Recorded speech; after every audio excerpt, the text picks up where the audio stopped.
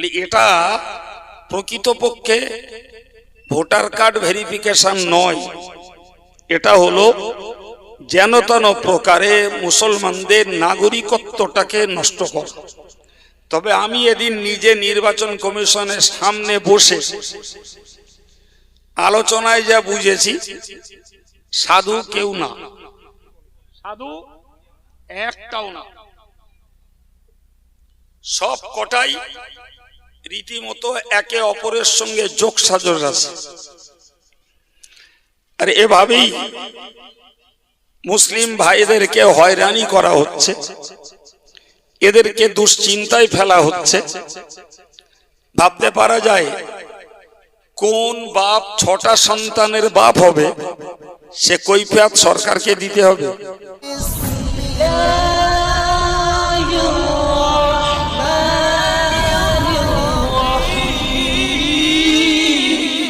সম্মানিত ভাইরা, প্রথমেই যে কথাটা বলতে হয় সেটি হলো আমাদের মুসলিম ভাইরা মানসিকভাবে খুব স্বস্তিতে নেই। এক, ভোটার কার্ড ভেরিফিকেশন এক জিনিস, আর এর আড়ালে নাগরিকত্বের প্রমাণ দেওয়াটা আর এক জিনিস। দুটো জিনিসকে ভিন্ন জায়গায় রেখে দিয়ে কাজ করতে ভিন্ন কথা, কিন্তু নাম দেয়া হচ্ছে ভোটার কার্ড ভেরিফিকেশন, অথচ নেপথ্যে নাগরিকত্বটাকেও যাচাই করা হচ্ছে। আপনারা নিশ্চয়ই জানেন, প্রথম যখন খসড়া তালিকা বেরিয়েছিল তখন কেন্দ্র সরকারের উদ্দেশ্য পুরো হয়নি। মন দেন, বেশিক্ষণ বকবো না, যতটুকু বলবো ততটুকু বেড়ে নেন। প্রথম খসড়া তালিকা যখন প্রকাশ পেল তখন কেন্দ্র সরকারের উদ্দেশ্য সাধিত হয়নি। কারণ কেন্দ্র সরকারের উদ্দেশ্য ছিল এই ভোটার কার্ড ভেরিফিকেশনের ভিতর দিয়ে মুসলিম নাগরিকত্বকে কমিয়ে ফেলা, কিন্তু রেজাল্ট হলো তার উল্টো। কথা শুনছেন? সুতরাং পরবর্তীকালে হীন উদ্দেশ্যটাকে চরিতার্থ করার জন্যই নতুন করে খসড়া তালিকার নামগুলোকে হেয়া নিয়ে পাঠানো হচ্ছে। এবং সেখানে যদি 10 জন থাকে একটা গ্রামে অমুসলিম, 300 জন মুসলিম। কথা বলে, তাহলে এটা প্রকৃতপক্ষে ভোটার কার্ড ভেরিফিকেশন নয়, এটা হলো যেন তেন প্রকারে মুসলমানদের নাগরিকত্বটাকে নষ্ট করা। ঠিক না ভুল? এখন এ কাজ ব্লক লেভেলে ভিডিও করছে নাকি রাজ্য স্তরে নির্বাচন কমিশন করছে, নাকি দিল্লির স্তরে দিল্লির নির্বাচন কমিশন করছে, আল্লাহ ভালো জানেন। তবে আমি এদিন নিজে নির্বাচন কমিশনের সামনে বসে আলোচনায় যা বুঝেছি, সাধু কেউ না। কি বলতে বলেন? সাধু একটাও না, সব কটাই রীতিমতো একে অপরের সঙ্গে যোগসাজশ আছে। আর এভাবেই মুসলিম ভাইদেরকে হয়রানি করা হচ্ছে, এদেরকে দুশ্চিন্তায় ফেলা হচ্ছে। ভাবতে পারা যায় কোন বাপ 6টা সন্তানের বাপ হবে, সে কৈফিয়ত সরকারকে দিতে হবে। হ্যাঁ, এটা কি ভারতীয় সংবিধানে লেখা ছিল? রাষ্ট্রীয়ভাবে তোমরা দিলে দুটো কার্ড, আধার কার্ড আর আই কার্ড, খাদ্য সুরক্ষা কার্ড, তত বাপ মানি, এক একটা কার্ডে 2-4টে করে ভুল। এই ভুল কোন জনসাধারণ করিনি, এ ভুল ইচ্ছা করে করিয়েছে কম্পিউটার অপারেটররা, এ ভুল করিয়েছে বাংলা থেকে ইংরাজিতে নিয়ে যেতে যে এ ভুল করিয়েছে ইংরেজি থেকে বাংলায় আনতে যে। আমরা নির্বাচন কমিশনের সামনে বলেছি, স্যার এই ভুলটা জনগণের নয়, আপনারা জনগণকে হয়রান করছেন কেন? ভুল করেছেন আপনারা অফিস থেকে। কেউ তার নিজের নাম ভুল বলে না, কাউকে যদি নাম লিখতে দেওয়া হয় সে নিজের নামটাও ভুল লেখে না। কথা ঠিক না ভুল? একজনের নাম নুরুজ্জামান, সে লিখলো দন্তন্যায় হস্যু বুর্গির জয় যায় আকার ময়াকার দন্তান্ন, কম্পিউটারে ফেলে দিল, সে নামের বানানটা আসছে ডবল জে। জি, আর এক মাতব্বর এসে সেটা করে দিলে ডবল জেড। কথা বুঝতে পারছেন কি? হ্যাঁ, এই মাতব্বরদের মাতব্বরি করি মুসলমানগুলোকে আজকে প্রেসারে ফেলা হয়েছে। দোষ এরা করিনি, দোষ ওরাই করেছে। এই কথাগুলো ডাঁটছে বলার লোক নাই, এই কথাগুলো বুক থেকে বলার লোক নাই বলেই আজকের এদের প্রতাপ, এদের দুর্দান্তটা এতটা বেড়ে গেছে। প্রিয় ভাইরা আমার, জনগণকে মনে রাখতে হবে, ভারতবর্ষ থেকে ইংরেজকে তাড়াতে, ভারতবর্ষের রাজক্ষমতা থেকে ইংরেজদেরকে তাড়াতে আদার্স কোন দেশের রাষ্ট্রীয় ক্ষমতা কাজ করেনি। ইংরেজদেরকে তাড়াতে কাজ করেছিল এই দেশের নিরীহ জনগণ। কথা বলে, এদেরই রক্ত, এদেরই অর্থ, এদেরই শ্রমের বিনিময়ে ইংরেজদের মতো একটি শক্তিধর বিদেশি গোষ্ঠী তারা লেজ গুটিয়ে ভারত থেকে চলে যেতে বাধ্য হয়েছে। সুতরাং যতদিন পর্যন্ত এই ভারতবর্ষের জনসাধারণ এরা এদের জনরোষ না দেখাবে, ততক্ষণ এদের এই দৌরাত্ম্য বন্ধ হবে না। বিশ্বাস হয় আমার কথা? বন্ধ হবে। আজকে বলুন তো, ভিডিও হিয়ারিং করাচ্ছে, কটা লোকের হিয়ারিং এর রিসিপ্ট দিয়েছে? এই কৈফিয়তটা কেউ করিনি কেন? যা আমি আপনার কাছে হিয়ারিং এ এলাম, আমার ডকুমেন্টস জমা দিলাম, আপনার রিসিপ্ট আমায় দেন। থামেন বাবা, অত সহজে? হ্যাঁ, এই রিসিপ্ট এর আগ পর্যন্ত দেয়নি। এই চাপ সৃষ্টি করার পরে তারপরে এই রিসিপ্ট দেওয়া আজ থেকে শুরু করেছে। কতদিন ছিল? এরা কোথায় ছিল? এরা কি জানে না? 80 বছরের বিরুদ্ধকে ডাকছে। কত বড় কণ্ঠজ্ঞানীরা, নির্বোধেরা। তোমার বিএলও আছে, তোমার জনপ্রতিনিধি আছে, ওই 80 বছরের বিরুদ্ধটা বাংলাদেশি না ইন্ডিয়ান, ওটাকে ইনকোয়ারি করে জেনে নেওয়া যায় না? বলেন বলেন, তাকে শুয়ে পড়ে নিয়ে যাওয়াচ্ছে হিয়ারিং এ। এগুলোকে জুলুমবাজি নয়? হ্যাঁ, তোমরা দিলে আধার কার্ড আর আই কার্ড, এরপরে চাচ্ছ আধার কার্ড আই কার্ড ছাড়া অন্য কিছু ডকুমেন্টস দেন। তোর বাবা দেশে তা দেবো আমরা? তোর বাবা দিয়েছে আলাদা কিছু? দিয়েছে কিছু? কিচ্ছু দেয়নি। তাহলে দিলে তোমরা আধার কার্ড আর আই কার্ড, এখন যদি এগুলো বাদ দিয়ে আলাদা কিছু চাও, দেবো কোথার থেকে? তোর বাবারা দিলি দিতাম। কথা বলে, এই কথাগুলো ভিডিওর সামনে বলার লোক নেই কেন? কি আজকের আশ্চর্য হওয়ার কথা যে বলা হলো মাধ্যমিকের অ্যাডমিট গ্রহণযোগ্য না, কি করতে হবে? সার্টিফিকেট দিতে হবে। আচ্ছা, এরা কি সব নাকে তেল মেরে ঘুমায়? আরে, মাধ্যমিকের অ্যাডমিটটা সে পেয়েছে রীতিমতো নাগরিকত্বের প্রমাণ দিয়ে। এখন সে পাস নাই করতে পারে, সে ফেল করতে পারে, কিন্তু তাকে যখন বোর্ড থেকে অ্যাডমিটেড করা হয়েছে, তাহলে তার অ্যাডমিটটাই হলো নাগরিকত্বের একটি ডকুমেন্টস। ঠিক কিনা বলেন? কি সুন্দর নাটক করে বলা হলো অ্যাডমিট চলবে না, সার্টিফিকেট দিতে হবে। গত পরশু থেকে এই আন্দোলনের জেরে অ্যাডমিটটাকে গ্রহণযোগ্য করছে। তার আগ পর্যন্ত তাদের নাকানি চুবানি খাইয়েছ। হ্যাঁ, একজন মহিলা, সে বাপের বাড়ি থেকে তার ভোটারটাকে শিফট করেছে শ্বশুর বাড়ি। এটাই সিস্টেম। এখন যদি বাপের বাড়ি তার ভোটার কার্ড থেকে থাকে তুমি ক্যান্সেল করে দাও, কোনো আমাদের আপত্তি নেই। কিন্তু শ্বশুর বাড়ি যখন শিফট হয়েছে তাকে ফের কেন হিয়ারিং এ ডাকা হচ্ছে? সে যখন শ্বশুর বাড়ি শিফট হয়েছে তখন তো রীতিমতো ফর্মে স্বাক্ষর করে ফর্ম ফিল আপ করে তবে বাপের বাড়ি থেকে শ্বশুর বাড়ি গেছে। এমনি এমনি গেছে। ভাই এই ভিডিওরা যদি জনগণের কাছে কৈফিয়তের মুখোমুখি হতো, এদের এই গড়পড়তায় 300, 400, 450, 500, 600 এক এক গ্রামে হয় হিয়ারিং, 7 মিনিটে যেত।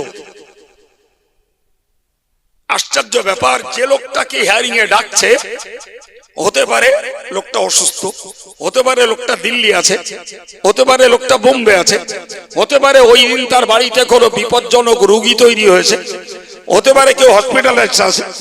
এরা জুলুমবাজি করে সেই লোকটাকে সেই দিনেই যেতে বাধ্য করছে। অথচ নির্বাচন কমিশনের পরিষ্কার অর্ডার, ওই ফর্মে নাম্বার দেয়া আছে, যদি কারুর জরুরি ভিত্তিক কোনো অসুবিধা ঘটে সে ফোন করে বলুক, স্যার আমার আজকের ডেটে অসুবিধা আছে, আপনি অন্য একটা ডেট দেন, ভিডিও দিতে বাধ্য। অথচ ভিডিও অর্ডার করছে বিএলও, সেগুলোই সাপ্লাই করছে, আর এরা হন্যে কুকুরের মতন ঘুরছে। বিকাল 5টা বাজে তখনও 200 লাইন। কি পাগল পেয়েছে জি, বলার লোক নেই ভাই, যার কারণেই এত দৌরত্ব এদের। কেন্দ্র সরকার এর আগে নোটবন্দি করে লোকগুলোরে দান করালে লাইন দিয়ে কাতারে নোট চেঞ্জ করার জন্য, ফের দান করালে করোনা হলো, আবার এই দান করাচ্ছে এসআইআর এর নামে, যা ভারতবর্ষের প্রথম রেকর্ড। এর আগে কোনোদিন হয়নি। এর আগে এসআইআর হয়েছে, মানুষকে রাস্তায় রাস্তায় দাঁড়াতে হয়নি, ভিডিওর সামনে ধর্ণা দিতে হয়নি। কথা বুঝতে পারছেন সম্মানিত ভাইরা? এই যে রাষ্ট্রীয় অত্যাচার, রাষ্ট্রীয় যে আজকে সিস্টেম, জনগণ যদি নির্বিচারে তাদের এই ব্যবহার সহ্য করে, সারা দেশের লোক করলে আমারও করতে হবে। আমি যতই বকি, আর দেশের বুদ্ধিজীবীরা যদি ভাবে যে না বাস্তবে কি এগুলো আমাদের কৈফিয়ত করার মতন পাওয়ার আছে, তাহলে আমার কাছ থেকে লিখে নেন। যদি একটা দিন 1000-2 লোক যে ভিডিও ঘেরাও করে বলে কৈফিয়ত গুলো দেন, তারপরে ভাই আর এমডি বন্ধ হয়ে যাবে। হ্যাঁ, অরিজিনাল যে বাংলাদেশী সে চিহ্নিত মরে গেছে, তার ভোটার কার্ড বাতিল হোক জি, কিংবা যার বাপের ঠিকানা নেই স্যার ভোটার কার্ড বাতিল হোক। কিন্তু যারা 50 বছর, 60 বছর, 70 বছর, 80 বছর বাপ দাদা থেকে এখানে বাস করছে, তাকে ভেরিফিকেশন করার জন্যই তো একটা ইনকোয়ারি যথেষ্ট ছিল, নাকি ছিল না?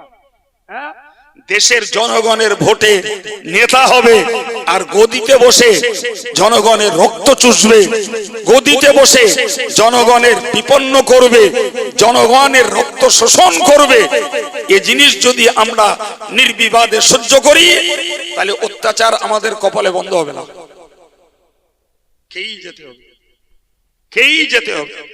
আর যদি এরা নিজেদের অধিকারটাকে বুঝে নেওয়ার জন্য, নিজের সুস্থ জীবন যাপনের জন্য যদি এরা সরব হয়, আমি আপনার হাত কেটে লিখে দিতে পারি অনেক জিনিস নরমাল হয়ে যাবে।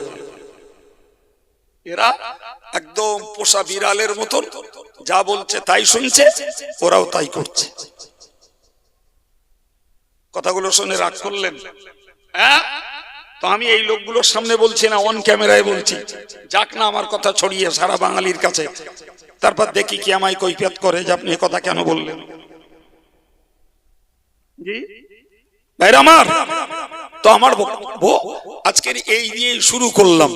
রাষ্ট্রীয় যে সিস্টেম চলছে তার উপরে আমি আমার ধিক্কারের ভাষা জানালাম। জি, আমি বসছি ওয়াজ করতে, এ কথা বলতে বসিনি, কিন্তু এই কথাগুলো না বললে আমি আজকের যে ওয়াজ শোনাবো সে ওয়াজ শোনাতে পারবো না। এবার একটু ছোট্ট করে ওয়াজ করছি। ভাই মনে রাখুন, খুব শান্তশিষ্ট ভাবে গুটি কত কথা আপনাদেরকে বলছি, মনে রাখুন। নাম্বার 1 মনে রাখুন, আল্লাহ কোরআনে বলেছেন আহাসিবান নাসু আন ইউতরাকু আন ইয়াকুলু আমান্না ওয়া হুম লা ইফতানুন। মহান আল্লাহ বললেন, হে দুনিয়ার ইমানদার মুসলমান, তোমরা কি মনে করো তোমরা বলবে আমি ইমানদার, আমি আল্লাহ বিনা পরীক্ষাতে তোমাকে ইমানদার বলে গ্রহণ করব?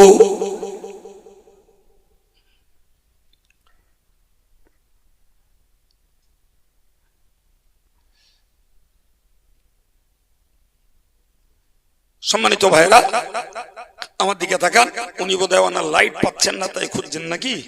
হ্যাঁ, তো কারোর কাছে থাকে তা দিয়ে দেন, যদি সামনে পড়ে থাকে।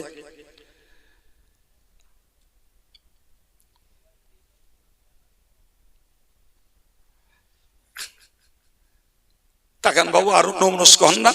আমি আজ প্রচুর ক্লান্ত, এই সভাটা একরকম বাতিল হয়ে গেছিল, তারপরে আবার আপনাদের দাবিতে অনেক কষ্ট করে এই জায়গাটায় সময় মতোই এসেছি। এই গুটিগত কথা আপনারা শুনবেন, আমি বলবো তাই। আর আগে হুজুরদের রস শুনেছেন তাই। কি বলেছি? আল্লাহ বললেন যে মানুষগুলো কি মনে করে যে তারা বলবে আমরা ইমানদার, আর আমি আল্লাহ পরীক্ষা নেব না, বিনা পরীক্ষাতে তাদেরকে ইমানের সার্টিফিকেট দিয়ে দেবো? এটা কি হয়? কখনো নয়। তাহলে যিনি যে বিষয়টার দাবি করুন, তার দাবির প্রমাণ তাকে দিতে হবে, ঠিক না ভুল বাবু? কেউ বলবেন আমি বিপাস, আমি তো চাইবো আপনার মার্কশিট সার্টিফিকেটটা দেখান, নাকি চাইবো পাস বলবেন যখন দেখান। তো আপনি বলবেন আমি বলছি আমি ইমানদার। আল্লাহ বলছেন বান্দা তুমি যে ইমানদার, তুমি বললেই আমি মেনে নেব না, আমি তোমাকে পরীক্ষা করে দেখে নেব। তাহলে ইমানদারকে পরীক্ষা দিতে হবে নাকি? দিতে হবে তো। আর আপনি প্রশ্ন করতে পারেন আল্লাহ আলিমুল গায়ব, আল্লাহ অন্তর্যামী, আল্লাহ অন্তরের খবর রাখেন, তাহলে পরীক্ষা আল্লাহ কেন নেবেন? এই প্রশ্ন তো একটা। আল্লাহ সব জানেন, আমি ইমানদার প্রকৃত কি ইমানদার নই, তাহলে পরীক্ষা করার কি আছে? ঠিক না বল? আল্লাহ তার একটা সুন্দর জবাব দিয়েছেন। জবাবটা হলো ফালা ইয়ালামান্নাল্লাযীনা সাদাকু ওয়ালা ইয়ালামান্নাল কাযিবিন। আমার আল্লাহ বললেন পরীক্ষা এই জন্যই নেব, আমি প্রকাশ্য জানতে চাই কে ইমানের দাবিতে সত্যবাদী আর কে ইমানের দাবিতে মিথ্যাবাদী। কত ক্লিয়ার হয়েছে? তাহলে আল্লাহ জানেন আমি সত্যকারের ইমানদার কি ইমানদার নই। এরপরেও আল্লাহ পরীক্ষাটা এই জন্যই নেবেন যাতে প্রকাশ্য প্রমাণ হয় যে এই লোকটা ইমানদার আর এই লোকটা ইমানের নামে প্রতারণা করছে, এ বেঈমান। জানা যাবে না? যাবে না, একদম একদম। কারণ ভাই ইমানদারের একটি চরিত্র হলো ইমানদার সর্ব অবস্থাতেই আল্লাহর প্রতি রাজি। সুবহানাল্লাহ বলে। খাওয়ার অভাব, পয়সার অভাব, রোগ ব্যাধির যাতনা, সামাজিক শাসন কিংবা কোন কোণঠাসা অবস্থা, যে সমস্ত বিষয়টাই ইমানদার এক কথায় আল্লাহর প্রতি আস্থাশীল। সুবহানাল্লাহ বলে। কথাটা ঠিক না ভুল? কিন্তু যদি স্বার্থ পাওয়া গেলে, স্বার্থ উদ্ধার হলে আমি আল্লাহর প্রতি খুশি, আর স্বার্থে ব্যাঘাত এলেই আল্লাহর প্রতি নাখোশ, ওই লোকটা ইমানদার নয়, ও তো ইমানের নামে ধোঁকাবাজি করছে। কথা বলতে পারেননি? জি, এদের ব্যাপারে আল্লাহ বলেছেন ওমিনান নাসি মান ইয়াবুদুল্লাহ আলা হারফিন ফাইন আসাবাহু খায়রুন ইতমাআন্না বিহি। আমার আল্লাহ বলেন একদল লোক রয়েছে যারা আল্লাহর ইবাদত করে ধর্মের এক কিনারায় দাঁড়িয়ে। ফাইন আসাবাহু খায়রুন, ধর্ম পালন করে যদি কোনো লাভ হয়, ধর্ম পালন করে যদি মাল পাওয়া যায়, ধর্ম পালন করে যদি কোনো স্বাস্থ্য উদ্ধার হয়, ইতমান্না বিহি, মনে মনে খুব খুশি। কিন্তু ওই লোকটা কি যখন যখনই ওই লোকটা কোন পরীক্ষায় পড়ে, ইনকালাবা আলা ওয়াজহিহি, এক মুহূর্তে পিছনের জীবনে ফিরে যায়। উদাহরণ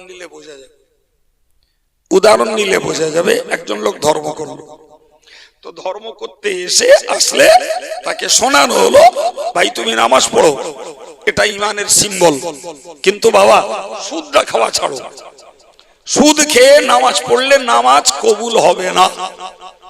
ও দেখলো সুদ ছাড়লে আর্থিক ক্ষতি, অতএব নামাজ ছাড়া যাবে, সুদ বাদ দেওয়া যাবে না।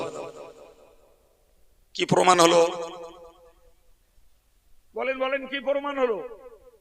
জি, যদি ওই লোকটা সুদ ত্যাগ করে নামাজ ধরে রাখতো, তাহলে প্রমাণ হতো ও দুনিয়ার অর্থকে তুচ্ছ মনে করে আল্লাহর হুকুম পালনের উপরে বদ্ধপরিকর, ফলে ও লোকটা নিঃসন্দেহে ঈমানদার।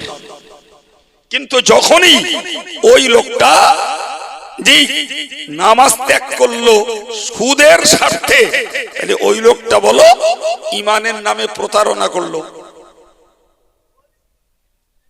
সমস্যা তো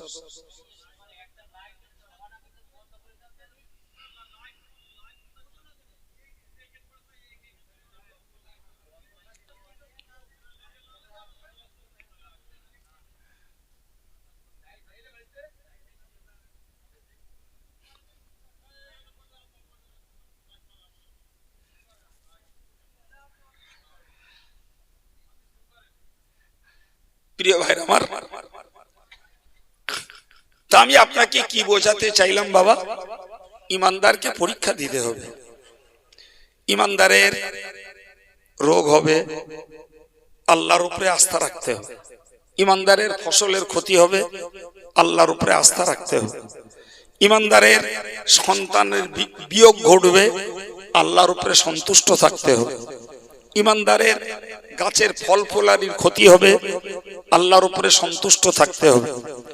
ইমানদারের খিদে লাগবে জি, তারপরেও আল্লাহর উপরে সন্তুষ্ট থাকতে হবে, আল্লাহ খাওয়ালি খাওয়া হবে জি ভাই। ঠিক ওই জায়গাটায় দাঁড়িয়ে এবার আমি আপনাকে দুটো কথা বলি ভাই। হাদিস শরীফে এসেছে, নবী বলেছেন যে একজন ইমানদারের পায়ে যদি কাঁটা ফোটে, এর বিনিময়ে ইমানদারের গোনা মাফ হয়। সুবহানাল্লাহ বলবেন না? ইমানদারের পায়ে কাঁটা ফুটলে, ইমানদারের জ্বর হলে গোনা মাফ হয়, ইমানদারের ডায়রিয়া হলে গোনা মাফ হয়, ইমানদারের পেট বেদনা হলে গোনা মাফ হয়। এমনকি কোন মানুষ যদি পেটের রোগে মারা যায়, ওই লোকটা ঈমান থাকলে শহীদের মর্যাদা পায়। আর একটু মন খুলে বলে, আচ্ছা বাবু, তাহলে ইমানদারকে যদি আল্লাহ পরীক্ষা নেন, যে পরীক্ষাতে ইমানদার কষ্ট পায়, তাহলে ইমানদারের গোনা মাপ হবে না? হবে না? তাড়াতাড়ি বলো, আরেকটু জোরে বলো। হবে। কোরআন শরীফে আল্লাহ বলছেন যে ওয়ালানাবলুআন্নাকুম বিশাইয়্যিম মিনাল খাউফ, আমি আল্লাহ তোমাকে কখনো ভয় দিয়ে পরীক্ষা নেব। আচ্ছা বাবু, আজকের এসআইআর হচ্ছে, তার ভয়ে মানুষ ভীতু কেন? যদি আমার নাগরিকত্ব প্রমাণ না হয়, তাহলে আমার ভবিষ্যৎটা অনিশ্চিত। আমার নাগরিকত্ব প্রমাণ না হলে আমি রাষ্ট্রীয় সেবা থেকে বঞ্চিত হয়ে যাব। আমার নাগরিকত্ব প্রমাণ না হলে আমার রেশন কার্ড সিজ করা হবে। আমার নাগরিকত্ব প্রমাণ না হলে হয়তো আমাকে ডিটেনশন ক্যাম্পে দেওয়া হবে। আমার নাগরিকত্ব প্রমাণ না হলে হয়তো ভারত সীমান্ত থেকে ভিন্ন কোনো দেশে পাঠিয়ে দেওয়া হবে। কি এগুলো? ভয়। কথা বলেন, এগুলো ভয়। আল্লাহ বললেন, বান্দা তোরে আমি ভয় দিয়ে পরীক্ষা নেব। অন্যমনস্ক হবেন না, আমার আজ বুঝবেন না। আমি এই রাত দুপুরবেলা গাল গপ্প করতে বসিনি, আর আপনারাও কষ্ট করে এমনি বসে নেই, এই ছাঁকা কথাগুলো ব্রেনে নেন। তাহলে আল্লাহ যখন বলেছেন ভয় দিয়ে পরীক্ষা নেব, ভাই তাহলে আজকে ভোটার ভেরিফিকেশনের নাম করে যে নাটক করা হচ্ছে, সত্যি এখানে ইমানদার মুসলমানরা ভীতু, ঠিক বলেন? হ্যাঁ, তাহলে ইমানদার মুসলমানের মাল ক্ষতি হলে সেটা পরীক্ষা, ভয় লাগলে সেটা পরীক্ষা। তাহলে আমরা যদি মনে করি যে এটি আল্লাহর পক্ষ থেকে একটা পরীক্ষা, যাতে আমরা হয়রানি হচ্ছি, আপনি হাত কেটে লিখে নেন, এর বিনিময়ে আল্লাহ আমাদের গুনাহকে ক্ষমা করে দেবেন। আর একটু জোরে বলেন। আমি আগে বলেছি, রাষ্ট্রীয় ব্যবস্থার যে সমালোচনা যা করার করেছি, কিন্তু ইমানদার মুসলমান ভাই ভাই বসে এবার একটু কাজের কথা কিছু শিখুন। আমি কি বললাম? তাহলে ভয় আল্লাহর পক্ষ থেকে ইমানদারের জন্য কি? জোরে বলেন, সবাই মুখস্থ করে বাড়ি যান। ভয়টা পরীক্ষা। কেন? তুমি ভয়ের সময়ে কাকে ডাকো? থানায় দৌড়ো, বিডিওর কাছে দৌড়াবা না, তুমি মিছিল করবা না, তুমি সেমিনার করবা না, ধর্ণা মঞ্চে বসবা না, অবস্থান বিক্ষোভ করবা? এগুলো সব রাষ্ট্রীয় সিস্টেম, হ্যাঁ? আর এগুলো রাষ্ট্রীয় ভাবে করব, ফের মূলত ভয় থেকে বাঁচার জন্য সাহায্য চাইবো আল্লাহর কাছে। কোনটা করবা ইমানদার, ঠিক করো। খেলা বলো শুরু, আমরা দৌড়ুচ্ছি, আল্লাহর দ্বারস্থ হয়েছি কজন? দৌড়চ্ছে আল্লাহর দ্বারস্থ। তাহলে ভয়টা যদি আল্লাহর পক্ষ থেকে হয়, তাহলে ভয় দূর করার মালিকও তিনি। বলুন তো কত পার্সেন্টেজ মুসলমান এই সরকারি অত্যাচারী ব্যবস্থাপনার এগেনস্টে আল্লাহর সাহায্য চেয়েছে, যে আল্লাহ তুমি এই অত্যাচার থেকে বাঁচাও, কে আল্লাহ তুমি এই ভয় থেকে আমাদেরকে নিরাপত্তা দাও? কজন চেয়েছে? ধরে নেই যদি 100 জনের মধ্যে 80 জন মুসলমান আল্লাহর কাছে চেয়ে, 100 জনের মধ্যে 20 জন মুসলমান আল্লাহর কাছে এই ভয়ে নিরাপত্তার সাহায্য চান, 80 জন চাইনি। এটাই বাস্তব। কিছু বলে? তাহলে সংখ্যা অনুপাতে না চাওয়ার দলে লোক বেশি। আল্লাহ তোমার কথা নেবে কেন? কেন তোমাকে নিরাপত্তা দেবে? কিসের জন্য আল্লাহ তোমাকে সাহায্য করবে? তুমি তো মূলত আল্লাহর দ্বারস্থ নও, তুমি তোমার ডকুমেন্টারি পেপারস নিয়েই গর্বিত। কথা বলেন, কথা বলেন। হ্যাঁ, আজকের ভাবতে পারা যায় আমরা যে যার পেপারস নিয়ে গর্বিত। জি, কোন লাইভে শুনছিলাম 27 জন পীরজাদা হুজুরের নাম বাদ গেছে, হিয়ারিং এ ডেকেছে। কতজন? বড় গোবরার এই আনপড় লোক না। আচ্ছা, পশ্চিম বাংলার ফুরফুরা সেটা যে একটা প্রতিষ্ঠিত পরিবার, আজকের শতাধিক বছর ধরে চলছে, এটা পশ্চিম বাংলার কোন প্রশাসন জানে না? তাদের যদি 27 জনকে হিয়ারিং এ ডাকা হয়, কজন বললাম জানেন না? আমার কাছ থেকে প্রথম শুনছেন। আমি এমনি জেনে বলছি না, তেনারা লাইভে দিয়েছেন তাই শুনে বলছি। তাহলে কি বোঝা যাচ্ছে এটা নাটক কি নাটক না? কি তারা তো পশ্চিমবাংলার ফিগারেবল ফেস, তাহলে এরপরে তাদেরকে হিয়ারিং এ ডাকা হচ্ছে, কি এটা ছলনা নয়? আশ্চর্য ব্যাপার। প্রিয় ভাইরা আমার, আমি খুব ঢালা মনে কথা বলছি। রাষ্ট্রীয় ভাবে যা হচ্ছে হচ্ছে, কিন্তু ইসলামের দৃষ্টিতে আমাদেরকে এই কথাটা শিখতে হবে, এটা আমার আল্লাহর একটা পরীক্ষা।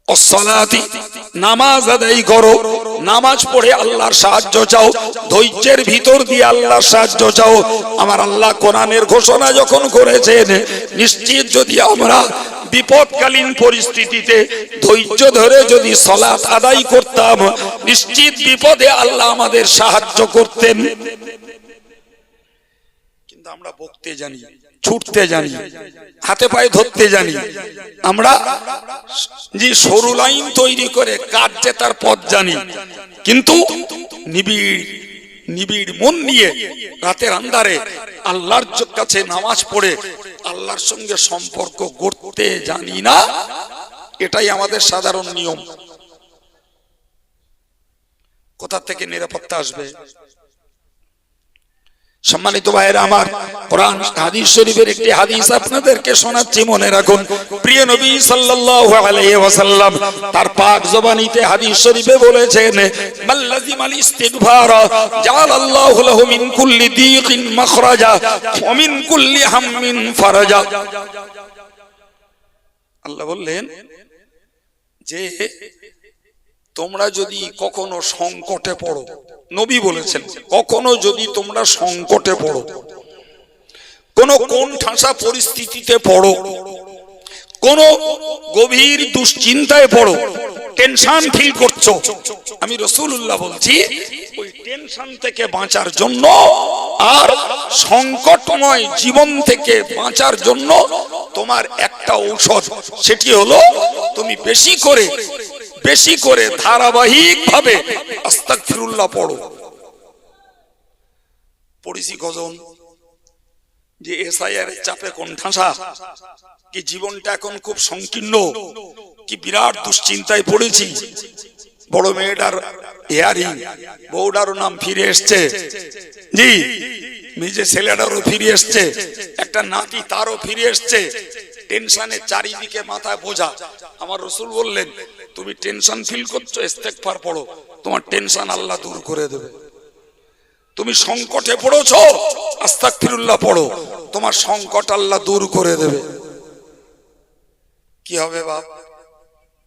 আমরা তো এ পথে যাইনি, গেছি আমরা মেম্বারের কাছে গেছি, বিএলওর কাছে গেছি, বিডিওর কাছে গেছি, সংশ্লিষ্ট কাগজপত্র তৈরি করতে এর আগে এনআরসির হাওয়ায় সর লেগে গেছি না, যাইনি। কথা বলে চলছে তো 2021 থেকে, এটা তো 2026, বয়স তো 5 বছর হলো এই কালো ছবলে। 2021 থেকে এনআরসির হাওয়া উঠেছে, 26-এ এসে নাম পড়লে এসআইআর নামে একই কাজ করা হচ্ছে।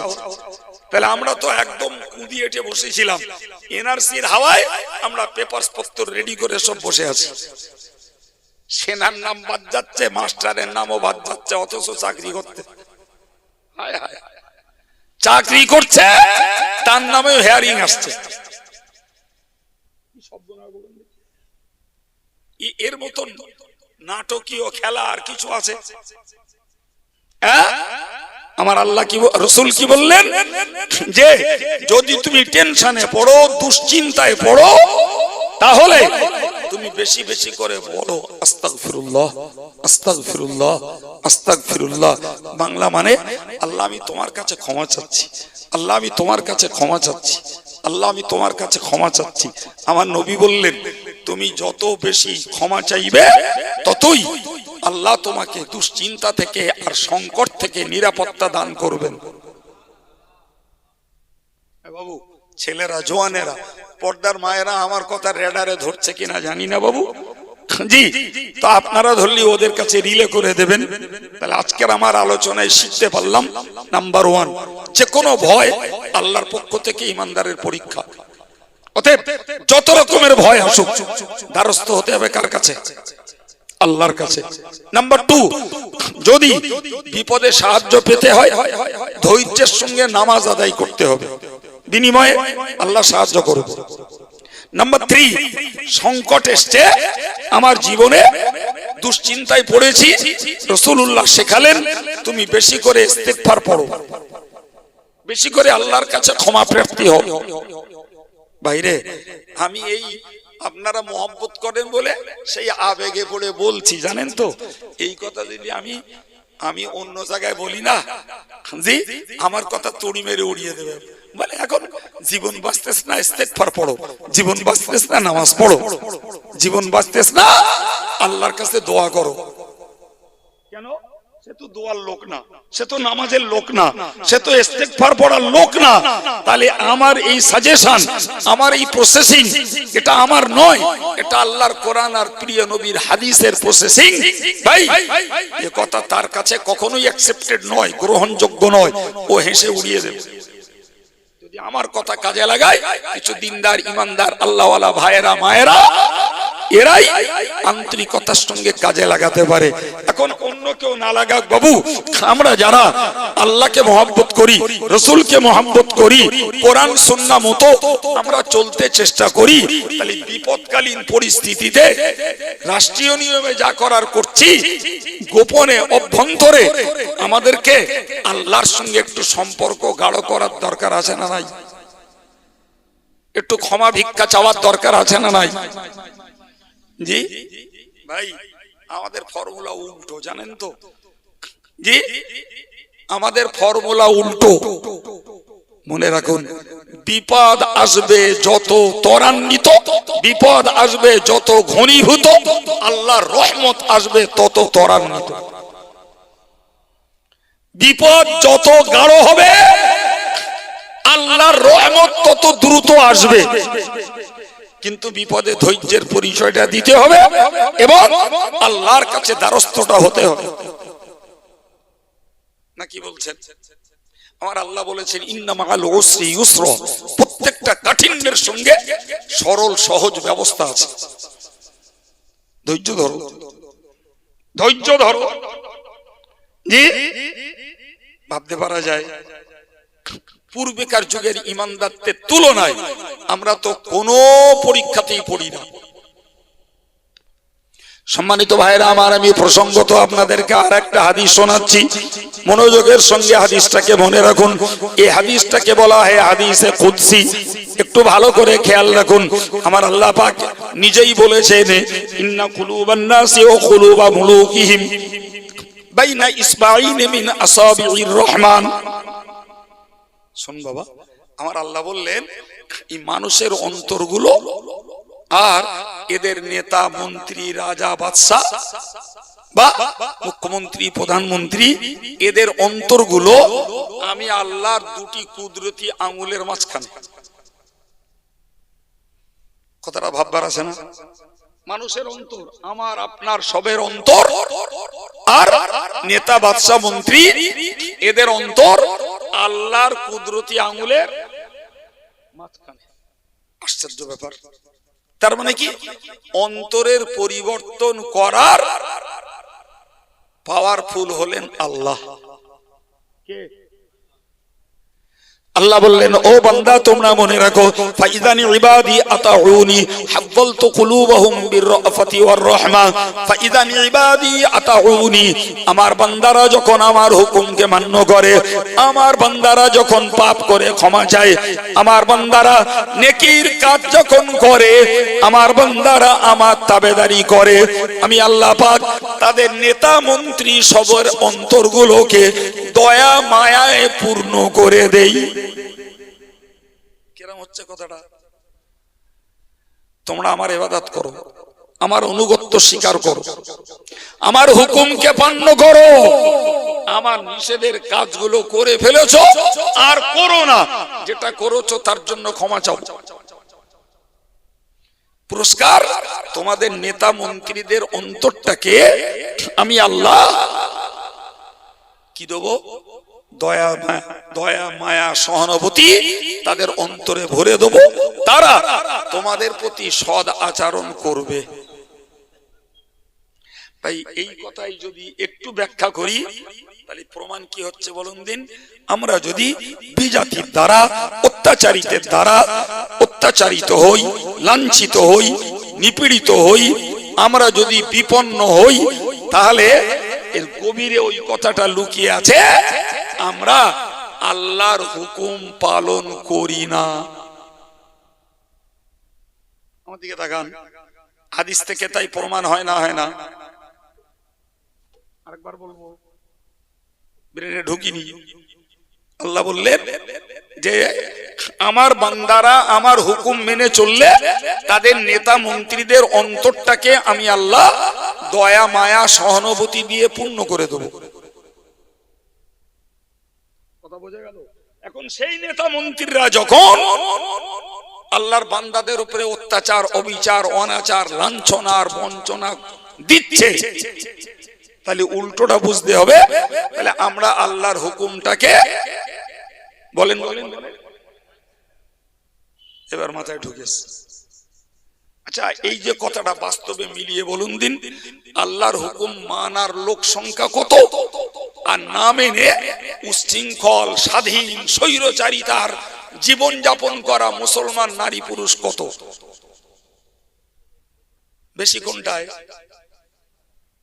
উচ্ছৃঙ্খলতা, না মানায়, স্বৈরচারিতার, স্বেচ্ছাচারিতার জীবন যাপনের লোকই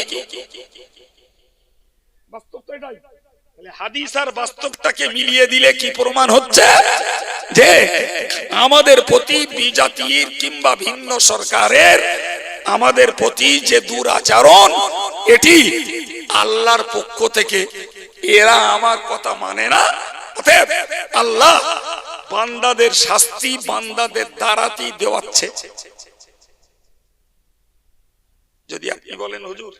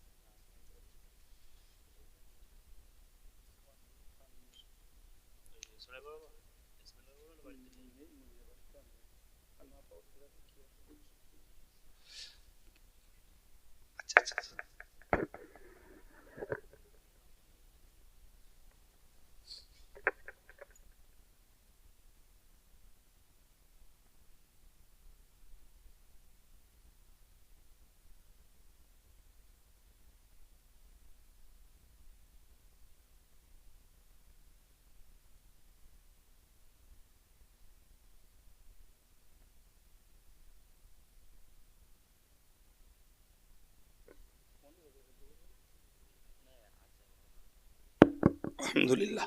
প্রিয় ভাইরা আমার, কি বললাম বাবা, ওই হাদিসটাকে গুরুত্বের সঙ্গে বুঝুন। কি আশ্চর্য ব্যাপার! তাহলে বোঝা যাচ্ছে আল্লাহর বান্দা বান্দিরা যখন আল্লাহর হুকুমকে মান্য করে না, তখন আল্লাহ আর এক শ্রেণীর দ্বারা এদেরকে কি করে? এখন প্রশ্ন মনে একটা জাগবে, হুজুর তা আমরা নাই আল্লাহ বিল্লাহ করি নে, সে নাই হলো, কিন্তু ওরা তো পুরো বেঈমান। ওরা পুরো কি? তা ওর থেকেও তো আমরা একটু ভালো, আমরা তো একটু কলেমা পড়ি, আমরা একটু ঈদের মাঠে যাই, নামাজে যাই, দুটো দান ধান করি, তাহলে ওদের থেকেও তো ভালো আমরা। বাবু, ওদের দ্বারাই আল্লাহ আমাদের শায়েস্তা করবার যুক্তি কি ভাই? ওরা জাহান্নামের স্পেশাল গেস্ট, আর আমরা বলো জাহান্নামে যাওয়ার জন্য মুসলমান না। আমরা কলেমা পড়েছি, আল্লাহকে মানি, নবীকে মানি, জি নবীর নামে জিন্দাবাদ দেই, শরীয়তের কিছু কাজ করি। আমাদের ভিতরে সাদার স্বপ্ন হলো আমরা মৃত্যুর পরে জাহান্নাম থেকে বাঁচবো আর জান্নাতে যাব। ঠিক না ভুল? আর ওরা কারা? কোথায় যাবে? একদম ওরা জাহান্নামের একদম খাস কুটুম। জি, ফলে ওদের চূড়ান্ত ব্যবস্থা আল্লাহর কাছে রয়েছে, আর তোমাদেরকে ওদের দ্বারাতেই নির্যাতিত নিপীড়িত করছি। ধৈর্য ধরো, তোমার গুনাহগুলো মাফ হবে, কিয়ামতের দিনে নেকির পাল্লাটা ভারী হয়ে যাবে। আর একটু মহব্বত করে, আর একটু জোরে সরে। ঠিক না ভুল? একদম। সম্মানিত ভাইয়ের আমার, পরের অংশে হাদিস শরীফে এসেছে, ওয়াইদান ইবাদি আসাউনি হাব্বু সাব্বালতু কুলুবাহুম বিসসুখতাতি ওয়ান নুকমা, আমার বান্দা বান্দীরা যদি আমার নাফরমান হয়, আমার অবাধ্য যদি হয়, আমি ওদের নেতা মন্ত্রীদের অন্তরটাকে পরিবর্তন করে দেই। তারা তখন এদের উপরে প্রতিশোধ নেয়, তারা তখন এদের উপরে তখন কঠোর ব্যবহার করে। এই অংশ থেকে আরো ক্লিয়ার হয়ে গেল আমাদের সাংসারিক জীবনে, ধর্মীয় জীবনে, রাষ্ট্রীয় জীবনে, ব্যবসায়ী জীবনে, সামাজিক জীবনে যত রকমের কষ্ট, যত সংকট, যত দুশ্চিন্তা, সব কিছুর পিছনে লুকিয়ে আছে আল্লাহর অবাধ্যতা, আল্লাহর হুকুমের অমান্যতা। সব কিছুর পিছনে লুকিয়ে আছে আল্লাহ পাকের দ্বীন ও শরীয়তের দুশমনি করা। বাবা, কথাগুলো মনে লাগছে, মনে খাটছে? সত্যি ভাবতে গেলে নিজের থুতু নিজের মুখে ফেলতে হয়। কারণ আমার জাত, আমার ভাই, আমার বোনেরা, তারা কলেমা পড়ে, তারা ইসলামটাকে ধর্ম বলে, তারা আল্লাহকে রব বলে, তারা নবীকে প্রাণাধিক ভালোবাসে, নবীর নামে জিন্দাবাদ দেয়। ভাই, সেই সমস্ত মানুষগুলোকে যদি বিশ্লেষণ করি তো রীতিমতো দেখা যাবে সত্যিকারের কথা বলতে কি আমরা মুখে যতটা ধর্ম মানার দাবি করি, কাজে ততটা না, তার 10%ও করি না। এরকম মানুষও প্রচুর আছে।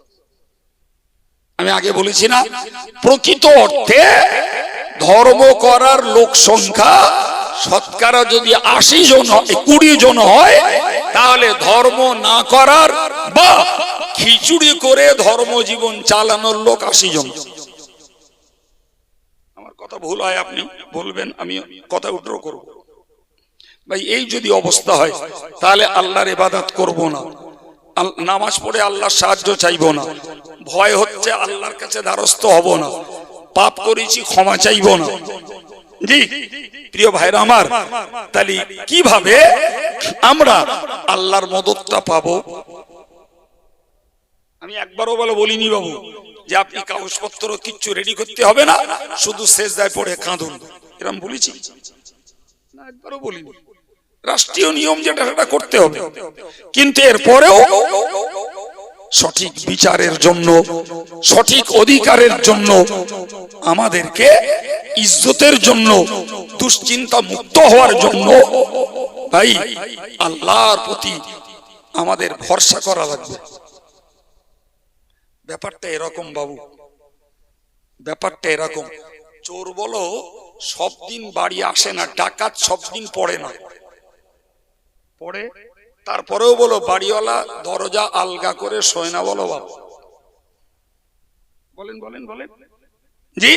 আর ইমানদার মুসলমান আল্লাহওয়ালা হলে শুধু দরজা দেয় না, সঙ্গে বিসমিল্লাহির রহমানির রহিম পড়ি তাই দরজা লাগায়।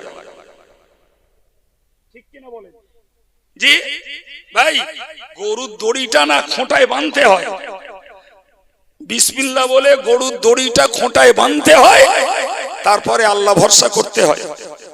যদি বলেন হুজুর আল্লাহ ভরসা করব, তাহলে আমি ও দড়ি খোঁটায় বাঁধবো কেন বা বিসমিল্লাহ বলবো কেন?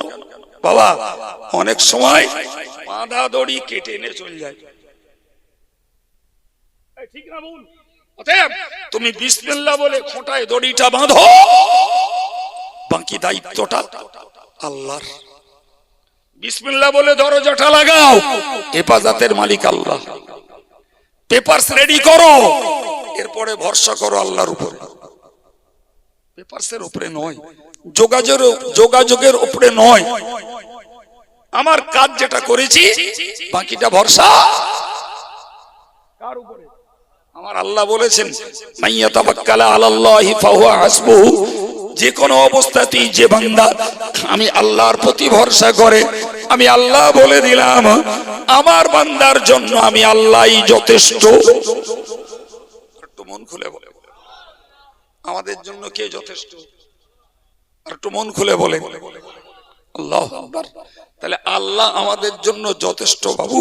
তাহলে মন থেকে সেই আল্লাহর সঙ্গে গভীর সম্পর্ক, সেই আল্লাহর দ্বারস্থ, সেই আল্লাহর কাছে একটু বেশি করে মাথা নত করা, সেই আল্লাহর কাছে নিজের বিগত জীবনের পাপের জন্য একটু ক্ষমা চাওয়া, জি আল্লাহর ফর্মুলায় একটু আল্লাহর কাছে সাহায্য চাওয়া। আল্লাহর ফর্মুলা হলো শুধু ধৈর্য ধরলে হবে না, সঙ্গে নামাজ পড়তে হবে। সঙ্গে কি করতে হবে? নামাজ পড়তে হবে। ভাইরা আমার কথা যারা শুনিনি তারা একথা ভাববে না, আবার শুনেও যে সবাই একথার আমল দেবে, মূল্য দেবে, তাও ভাবা যায় না। আজকের বড় গোবরার এই মাহফিলে এই মাঝরাতে যারা এসে বসেছেন আর আগে থেকেও যারা ছিলেন আর মায়েরা যারা আছেন, আন্তরিকভাবে অনুরোধ করছি, আজকে শুধু এই বিপদের জন্য না, জীবনের যে কোনো মুহূর্তের যে কোনো বিপদের জন্য আমার এই আজকের আলোচনাটাকে কাজে লাগাতে হবে। খুব কঠিন কিছু বললাম নাকি? হ্যাঁ, এই আলোচনা সর্ব বিপদের জন্য উপকারী। ক্ষমা চাওয়া, আল্লাহর দ্বারস্থ হওয়া, নামাজ পড়ে আল্লাহর কাছে দোয়া চাওয়া, জি ভাই, তবেই আল্লাহ পাকের রহমত পাওয়া যাবে।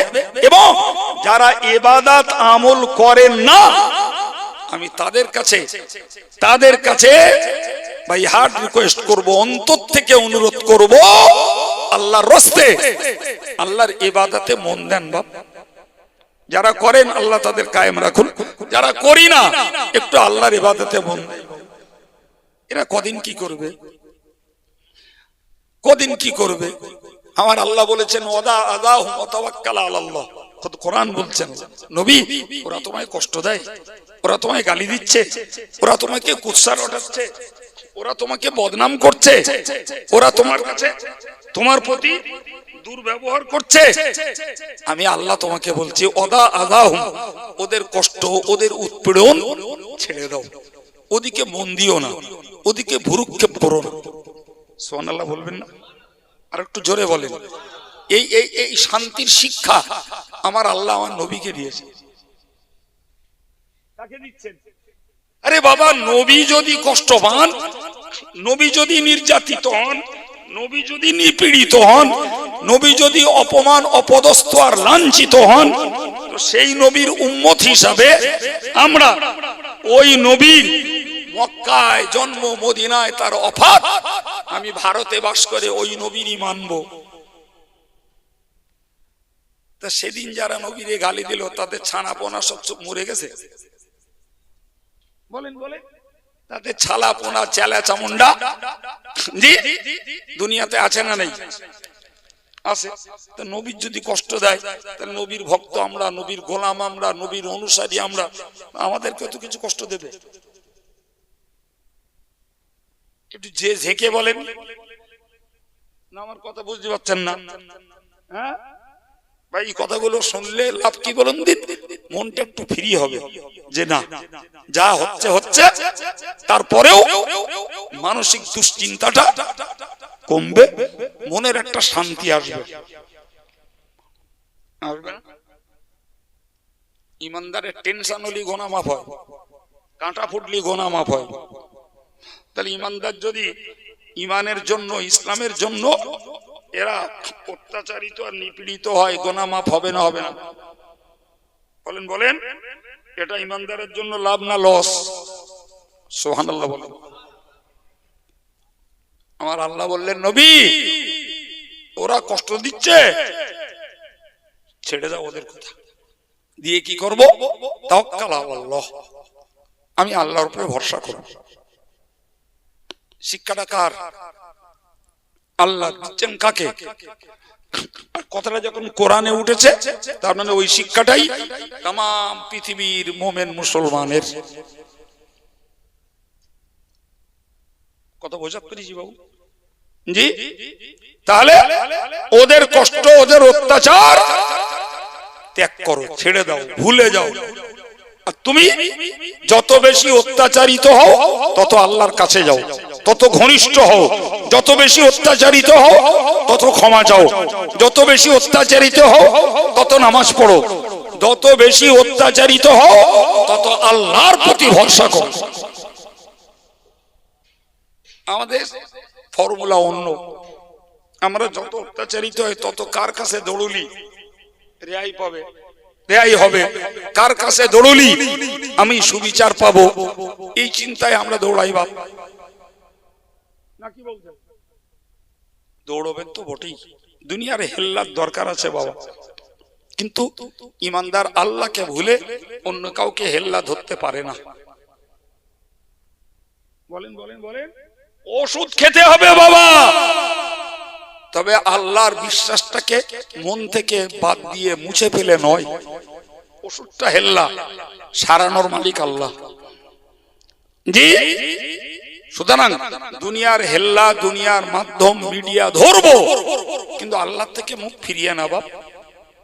আল্লাহর দিকে দিলটাকে রুজু করে, আল্লাহর দিকে প্রত্যাবর্তন করে আমরা দুনিয়ার কাজগুলোকে সামলাবো।